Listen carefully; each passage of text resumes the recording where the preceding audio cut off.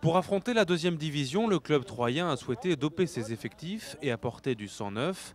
Un recrutement ambitieux à la hauteur des espérances de cette saison. On a renforcé notre défense, qui était déjà bonne à la base. On l'a vraiment renforcé un grand coup en prenant un middle linebacker, c'est quand même pas rien.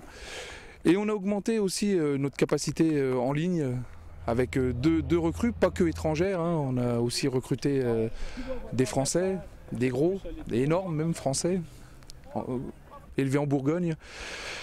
Au grain, il paraît que chez nous on n'est pas élevé au grain. Des poids lourds, en effet, rien que pour la base arrière. La masse moyenne des joueurs s'élève à 125 kg. Côté offensif, Pierre Trochet fait partie des nouveaux. Il compte bien se battre pour le maintien.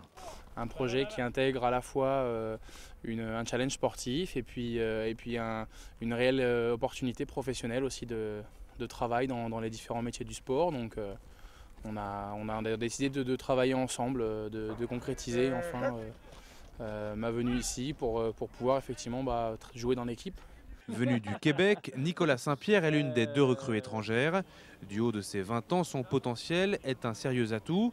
Il est confiant dans sa nouvelle équipe. Oui, il y a possibilité. Il y a un petit peu de travail à faire, mais il y a de très bonnes possibilités. Oui, il y a des bons éléments à exploiter, mais il y a de très bonnes possibilités. Même chose pour l'Américain de service. Nouveau lui aussi, ce New-Yorkais semi-professionnel a quitté femme et enfant pour venir jouer à 3 pendant 5 mois. Il devrait vite imprimer sa passion et son savoir-faire. Le football en Amérique est effectivement beaucoup plus physique, beaucoup plus rapide.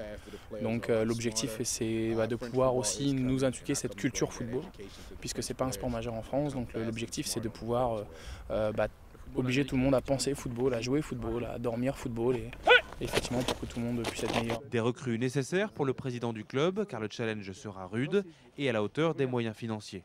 Le club s'est toujours débrouillé pour ne pas vivre au-dessus de ses moyens, pour ne pas avoir de difficultés de ce point de vue-là.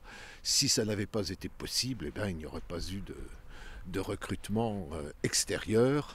Mais il faut reconnaître aussi que les desiderata des intéressés sont relativement responsables et à la mesure des possibilités. Samedi dernier, les Pigargues ont perdu par 4-7 face aux Gaulois le Sannois. Il faudra prouver que l'équipe est solide et gagner ce week-end face aux Molosses à Asnières.